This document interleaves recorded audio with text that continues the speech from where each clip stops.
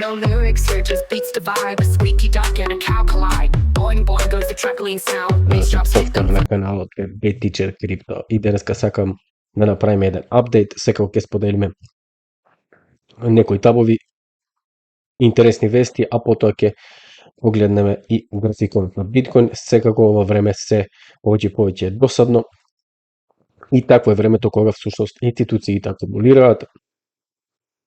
И ќе започнеме со овој Rainbow Chart кој што ни покажува дека всушност се наоѓаме на еден од најниските нивоа кои што досега сме можеле да ги имаме.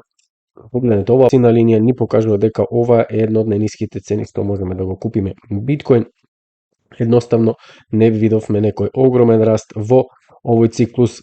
Моментално сме во корекција која што е во оваа сина линија, а претходно може да видиме дека и сме испаднале од оваа линија кај што имавме огромен фат и огромен страф на пазарот. Истото тоа се случувало и претходно, како што може да забележиме и во претходните bear маркети. А доколку го погледнеме овој Fed balance sheet, не можеме да видиме секогаш кога имаме експанзија на Fed balance sheet, имаме и движење на биткоин во нагорна насока. И кога ги видите овие зелени линии тука да се појавуваат, погледнете го овој раст. Моментално само што свртевме кон зелените линии и погледнете, ова полека почува да расте и ќе видиме што ќе се случи со биткоин во следните неколку месеци. А моментално имаме Казахстан, Централната банка на Казахстан, само што веќе дека ќе почнува да инвестира во биткоин и тоа во април, на кога треба да се појави нашето следно циклично дно, односно дневно циклично дно, кое што го очекуваме точно во април, на 7 април, што значи дека циклусите секогаш се присутни тука, а наративот ги следи циклусите. И сега нешто што многу се сложува со овој статус, погледнете, имаме 2021 година, каде што луѓето купува алткоини, NFTs и секако беа уништени во тоа.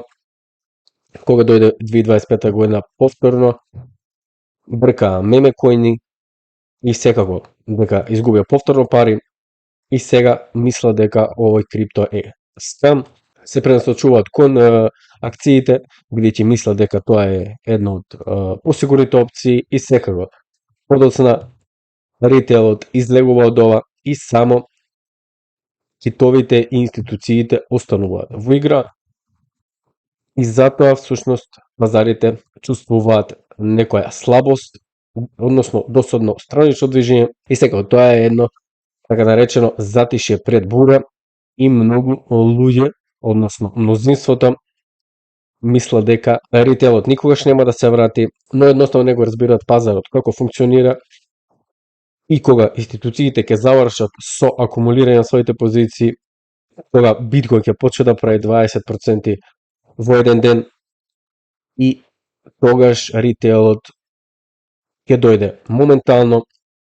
Тие секогаш бараат хајп, секогаш бараат зелени цвеќи и секако, како и секогаш купуваат многу доцна. Едноставно не го чекаме ритейл во следниот циклус, едноставно моментално чекаме големите играчи да завршат со својата акумулација и секако тие го прават тоа многу тивко, како што можеме да забележиме.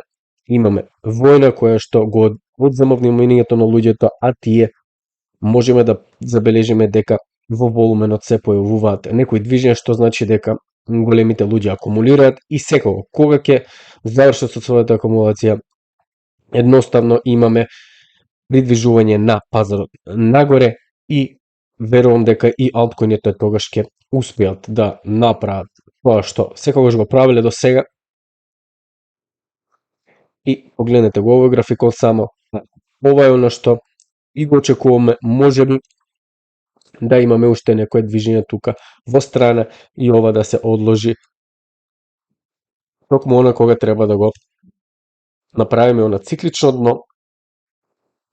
А доколку продолжиме сега понатаму, имаме огромна неизвестност на пазарот, неизвестност која што е голема и од 9/11 војната во Ирак и COVID-19, од овие сите заедно, ова е многу поголемо, така да досега не сме виделе ваква неизвестност во светот.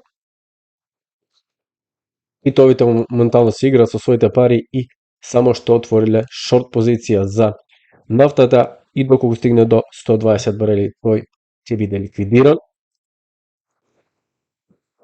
Доколку погледнеме ФЕД, мислам дека ФЕД е спремен и повеќе од спремен за да пробие во нагорна насока, но моментално гледаме некоја слабост и секогаш јас оваа тренд линија не би ја направил вака, односно би ја направил вака, би ги вклучил и овие фитили кои што моментално, како што можеме да видиме, дека уште се наоѓаме во таа тренд зона.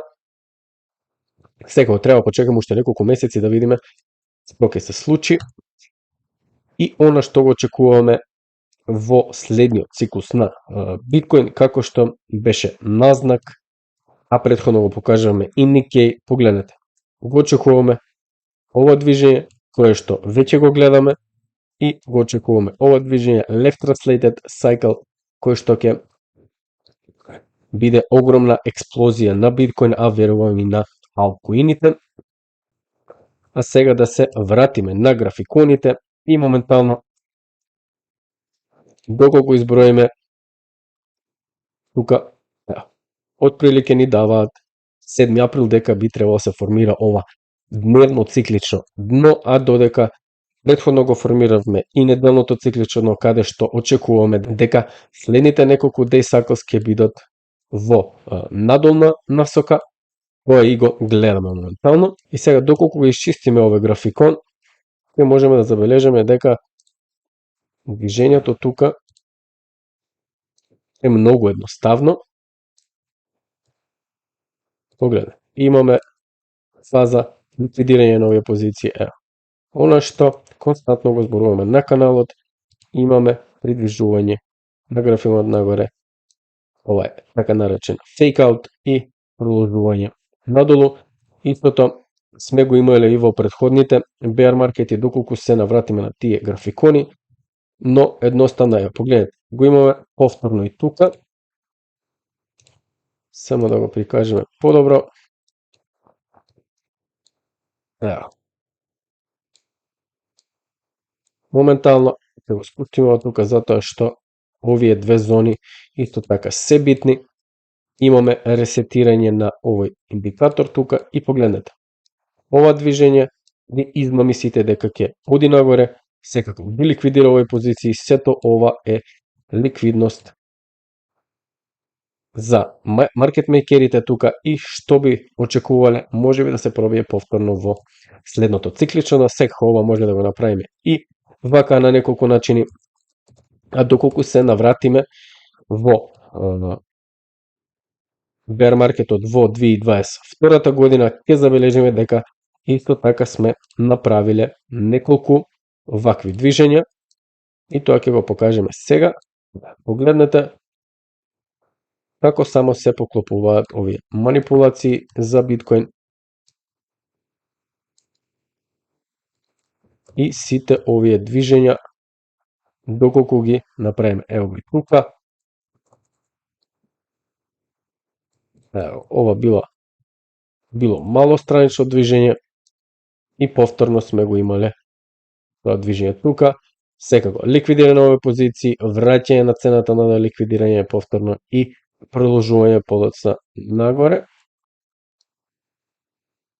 Ево, тие движења, секако доколку се навратиме повторно тука, ќе ги видиме и тука, само што тука имаме една линија, каде што сме вршеле странично движење и подоцна одеднашка цената се придвижува надоле, а секако ќе погледнеме и графиконот на нафтата. Како што кажавме, и графиконот на нафтата има своји циклуси. Овие циклуси моментално го поддржуваат ова движење нагоре, можеби за уште некој период, но ништо многу значајно доколку ги гледаме циклусите и мора да видиме како ќе се заврши оваа војна и дали воопшто ќе се заврши во следниот период. Подлежиме на огромен број на манипулации, така да ќе видиме, но работите сега за сега барем се вжештуваат.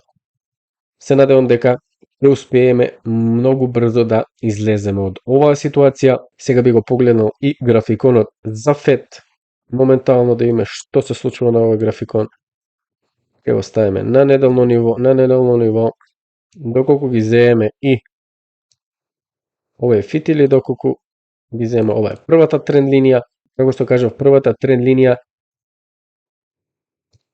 тука е една од побитните, но ова е една од највалидните. Што значи дека со пробивање на оваа тренд линија би можеле да видиме движење повторно нагоре и доколку погледнеме повторно во оваа линија, би можеле да видиме дека доколку останеме во ова насока тука, односно во ова странично движење, би можеле тоа да го очекуваме кога? Во октомври, ноември. Тука секако ништо не е сигурно во овие пазари, како што знаете веќе, но погледнете, веќе сме го постигнале можеби тоа дно на 0,11, не верувам дека цената би отишла под оваа цена доколку немаме уште поголеми ескалации за оваа војна, која што моментално се случува, да имаме користење на некои нуклеарни оружја. Така да, отприлика тоа е тоа за денеска. Се надам дека уживате. Слободно лајкнете ги видеата и претплатете се на каналот. Споделете го со своите пријатели. А ние се гледаме во следното видео. Поздрав од Bad Teacher Crypto и чао чао. Crypto crazy, it's a digital game. Lost my wallet and forgot my name. Up and down like a kangaroo. Who knew my money could just vanish too? Mining dreams with a pickaxe app. Electric bill gave my wallet a slap.